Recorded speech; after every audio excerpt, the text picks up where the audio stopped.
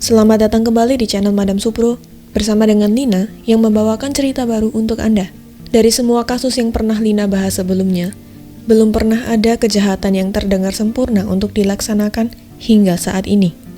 Kali ini, Lina akan menceritakan bagaimana pembunuhan seseorang dilaksanakan dengan hampir sempurna. Cerita ini dimulai dari sekelompok nelayan yang hendak melaut untuk menangkap ikan pada bulan Agustus 1996. Mereka pergi hingga ke tengah lautan dan menebarkan jala. Setelah 1 jam menunggu, mereka melihat bahwa jala mereka telah penuh dan terlihat banyak ikan di dalam jala. Mereka pun mengangkat jalanya. Akan tetapi, ternyata bukan ikan saja yang mereka tangkap, tetapi juga mayat manusia. Penemuan mereka ini adalah permulaan dari sebuah investigasi yang mencengangkan dan melibatkan seorang penipu internasional dengan berbagai identitas palsu. Polisi wilayah Devon dan Cornwall, Inggris, memeriksa mayatnya. Mayat tersebut ditemukan dengan pakaian lengan panjang, celana panjang, dan sepatu coklat. Mayat tersebut juga menggunakan jam tangan Rolex yang menunjukkan tanggal 22. Yang lebih anehnya lagi, mayat tersebut tidak memiliki identitas ataupun dompet di kantongnya, seolah seseorang telah mengambil benda-benda tersebut sebelum dibuang ke laut. Selain itu, tidak ada laporan orang hilang sebelumnya. Kondisi mayat tersebut juga menunjukkan bahwa mayat tersebut belum terlalu lama terhanyut. Mereka pun memeriksa lebih lanjut dan menemukan bahwa terdapat luka yang dalam di belakang kepalanya dan beberapa luka di kaki mayat. Bagaimanapun juga, petunjuk terbesar bagi mereka adalah jam tangan milik mayat. Mereka mengetahui bahwa jika jam tersebut asli, mereka bisa mengecek nomor serial produksinya. Jika terdapat nomor serialnya, maka mereka bisa menemukan beberapa data seperti siapa pemiliknya. Akhirnya polisi menemukan siapa mayat tersebut, yaitu Ronald Joseph Platt. Mereka pun melacak tempat tinggal terakhir Ronald, yaitu di sebuah kota di Inggris bernama Chelmsford. Ternyata Ronald menyewa tempat tersebut dari pemilik rumah bernama David Davis. Polisi meneleponnya dan mengatakan bahwa mereka perlu melakukan investigasi dengannya.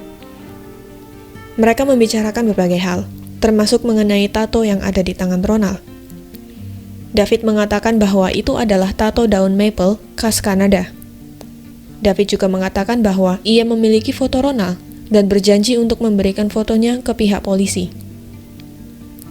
Pihak polisi terus menggali informasi mengenai Ronald. Kali ini mereka ingin mengunjungi David Davis secara langsung.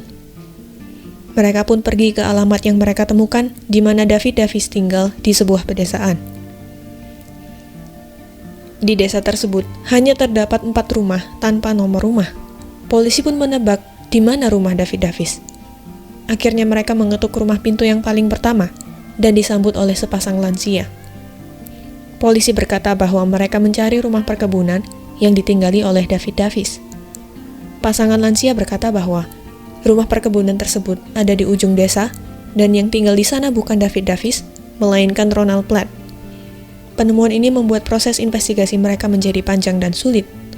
Yang awalnya polisi mengira bahwa Ronald mati akibat kecelakaan, sekarang mulai mencurigai David Davis, karena ternyata David Davis menyamar sebagai Ronald Platt untuk menyewa rumahnya. Mereka pun mewawancarai lebih lanjut pasangan lansia tersebut, bernama Frank dan Audrey, untuk menggali lebih dalam mengenai David. Frank dan Audrey mengatakan bahwa Ronald Platt, yang sebenarnya adalah David, memiliki seorang istri yang jauh lebih muda darinya dan 2 anak, seorang bayi dan seorang batita. David diketahui memiliki sebuah kapal di Devon dan sering berlayar dengan kapalnya. Polisi kembali menginvestigasi nelayan yang menemukan mayat Ronald. Mereka mengatakan bahwa ketika mayat tersebut berada di jala, terdapat pula jangkar yang menyangkut di jala bersama dengan mayatnya. Polisi mencari keberadaan jangkar ini dan menemukannya. Sedikit yang mereka ketahui bahwa jangkar tersebut akan menjadi salah satu petunjuk utama dari proses investigasi mereka. Polisi juga mengkontak saudara Ronald. Ia mengatakan bahwa Ronald memiliki mantan kekasih yang tinggal di wilayah Harrogate bernama Elaine. Elaine sempat tinggal bersama dengan Ronald selama 10 tahun hingga 1993. Ia mengatakan bahwa Ronald adalah sosok yang lembut dan tidak banyak bicara. Eileen juga mengatakan bahwa Ronald sangat menyukai jam tangannya, bahkan dipakai ketika mandi. Ketika ditanya, ternyata Eileen mengenal David. Ia bercerita bahwa ia bertemu dengan David di sebuah pelelangan seni rupa. Saat itu Eileen bekerja sebagai resepsionis dan David mengajaknya bicara selama 1,5 jam. Mereka membicarakan banyak hal, seperti bahwa ia akan pindah ke Harrogate, dekat rumah Eileen. Di akhir pembicaraan, David menawari Eileen pekerjaan, tetapi Eileen tahu bahwa ia tidak bisa bekerja terlalu lama untuknya karena Eileen dan Ronald berencana untuk pindah ke Kanada.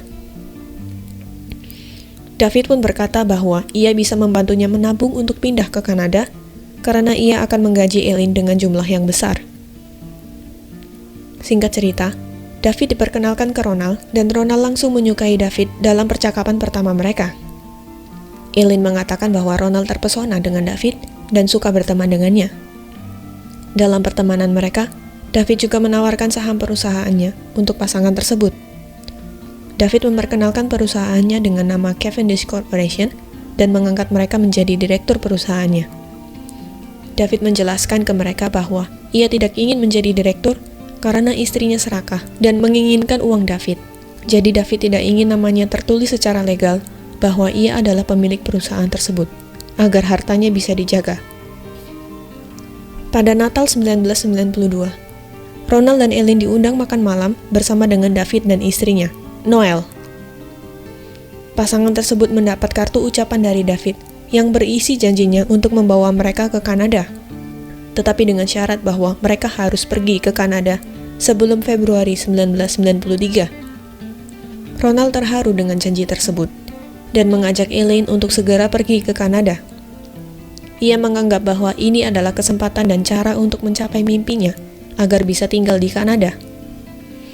David bahkan tetap menjadikan mereka sebagai direktur perusahaan ketika mereka ke Kanada.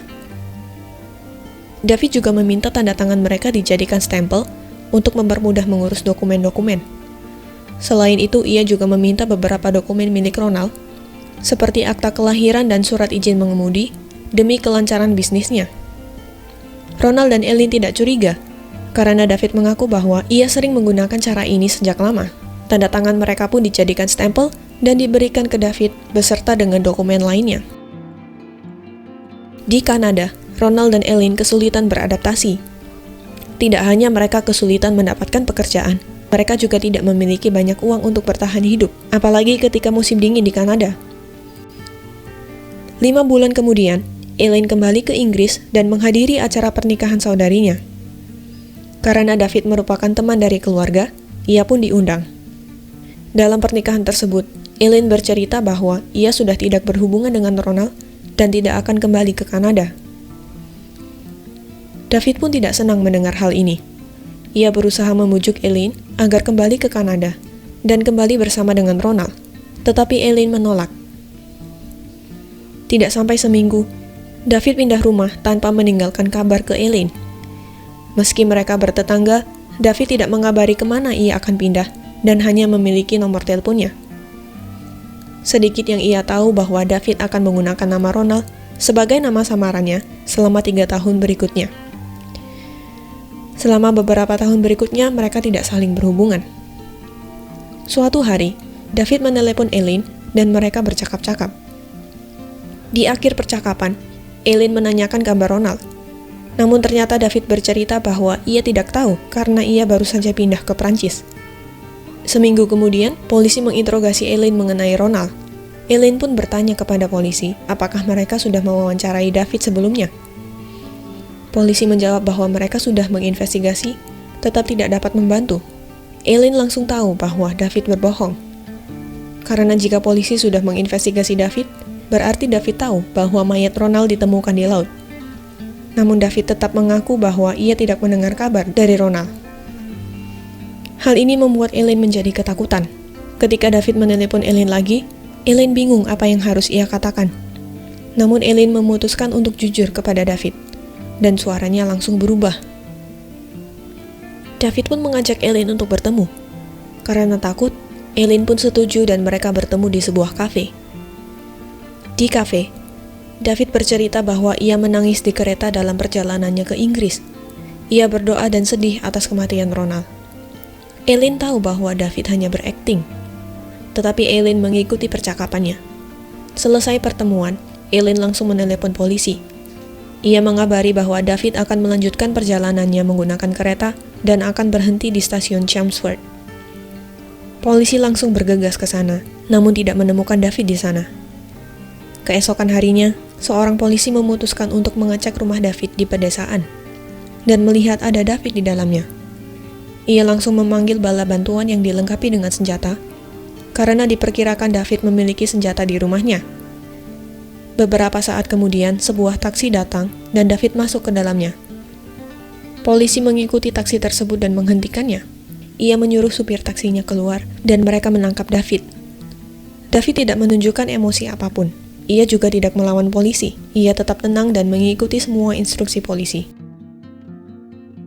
Sesampainya di kantor polisi, mereka menggeledah seluruh barang yang dibawa David. Ditemukan bahwa ia memiliki dua identitas yang berbeda. Identitas David Davis dan identitas Ronald Platt. Polisi pun yakin, mereka baru saja menemukan bukti bahwa David menggunakan identitas Ronald, tetapi bukti ini tidak cukup kuat untuk membuktikan bahwa ia membunuh Ronald. Polisi menggali informasi lebih lanjut mengenai David Davis dan menemukan bahwa ia adalah buronan internasional. Mereka pun memutuskan untuk menangkap istrinya. Mereka kembali ke rumah David dan menjemput istrinya. Istrinya tidak terlihat terkejut mendengar kabar bahwa suaminya telah ditangkap polisi. Dengan tenang ia mengemasi barang-barang miliknya dan anak-anaknya. Seorang polisi yang menjemputnya memperhatikan bahwa tas tersebut terlihat berat. Ia mengecek barang-barang di dalamnya dan menemukan beberapa batang emas dan uang tunai. Polisi langsung menggeledah seisi rumah. Terdapat beberapa uang tunai seperti 25.000 pound sterling, 8.000 franc Swiss, 17 batang emas, dan sebuah lukisan senilai 6.000 pound sterling. Mereka juga menemukan foto kapal yak David, dan David berdiri di atasnya.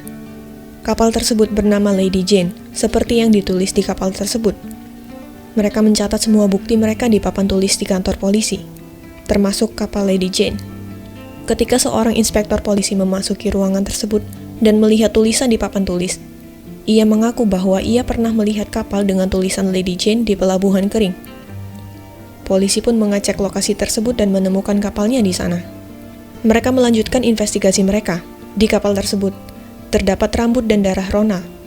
Mereka juga menemukan sidik jari Ronald di kantong plastik dengan tulisan Sportnetic. Ternyata itu adalah sebuah nama toko. Mereka pun memutuskan untuk mengunjunginya. Pegawai di sana mengaku bahwa ada dua orang pria membeli sebuah jangkar. Deskripsi jangkar tersebut sama seperti jangkar yang ditemukan nelayan. Tim forensik menyelidiki lebih lanjut luka-luka yang ada di tubuh mayat Ronald. Setelah diteliti lebih lanjut, mereka sadar bahwa jangkar tersebut menyebabkan luka-luka di mayat Ronald. Mereka juga mengecek sabuk Ronald dan menemukan bahwa sabuknya memiliki kandungan besi yang sama seperti kandungan besi di jangkar. Mereka pun berteori bahwa kepala Ronald dipukul dengan jangkar yang baru dibeli, lalu mengaitkan jangkarnya di sabuk Ronald, dan Ronald pun ditenggelamkan. Semua bukti terhadap David mulai menumpuk, namun tidak cukup kuat untuk membuktikan bahwa ia membunuh Ronald. Menganggap bahwa David berasal dari Amerika, polisi merekam sidik jari David dan mengirimnya ke Interpol atau Organisasi Polisi Kriminalitas Internasional. Hal tersebut merupakan titik balik bagi investigasi mereka. Dalam beberapa jam, Interpol mengirimkan kabar bahwa tersangka yang mereka tahan adalah buronan internasional asal Kanada yang dicari oleh Interpol karena mencuri berjuta-juta dolar. Mereka juga mengabari bahwa namanya bukan David Davis, melainkan Albert Johnson Walker. Mereka menggali lebih lanjut apa yang terjadi di Kanada. Polisi menemukan bahwa Albert Walker pernah tinggal bersama dengan mantan istrinya dan keluarganya di Ontario, Kanada. Mereka bercerai dalam keadaan yang sengit. Albert pernah ditangkap polisi karena membobol rumah keluarganya. Albert juga diketahui memiliki perusahaan investasi, namun kabur membawa uang seluruh kliennya, senilai 3,2 juta dolar. Ketika hendak kabur, ia membawa salah satu putrinya dan mengaku bahwa ia mengajak putrinya berlibur ke mantan istrinya, Barb. tidak kunjung pulang, Barb mulai khawatir terhadap keberadaan putrinya yang memiliki nama asli Sheena. Setelah diperdalam lebih lanjut, ternyata ada laporan orang hilang bernama Sheena dan fotonya disebar di seluruh Eropa. Foto tersebut sangat mirip dengan wanita yang mengaku sebagai istri Ronald.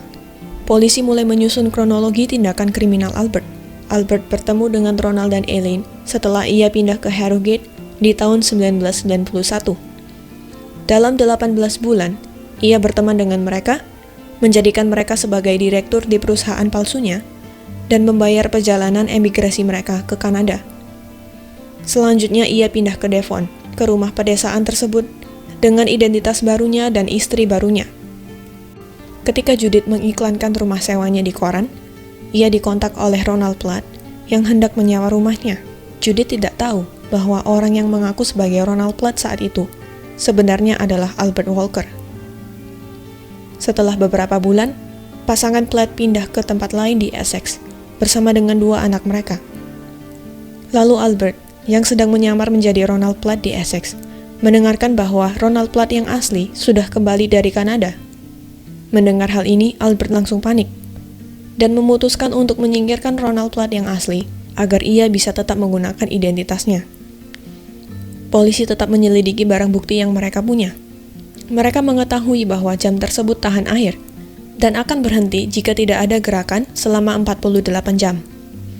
Pada akhirnya mereka mampu memastikan bahwa pembunuhan terjadi pada 20 Juli 1996, 2 minggu sebelum para nelayan menemukan mayat Ronald di tengah laut. Terdapat petunjuk lain yang ditemukan di sistem pemetaan kapal yak Lady Jane. Mereka mampu menemukan bukti bahwa di tanggal pembunuhan terjadi, kapal tersebut pergi ke tempat di mana mayat Ronald ditemukan. Sheena, yang dipanggil untuk menjadi saksi melawan ayahnya, sama sekali tidak mengetahui rencana pembunuhan ayahnya, sehingga ia tidak bisa menciptakan alibi untuk ayahnya.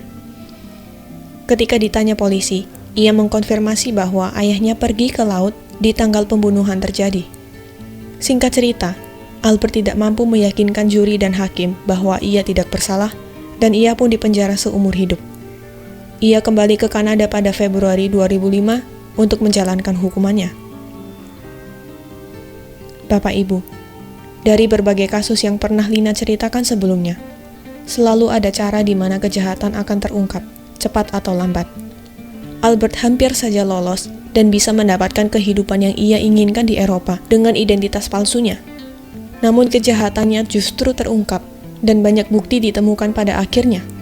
Berdasarkan Quartz.com, memang otak manusia memiliki kecenderungan untuk melakukan kekerasan. Tetapi kita masih bisa mengontrol tindakan kita dan menggunakan alternatif lain. Dengan kata lain, kekerasan jelas bukanlah jawaban.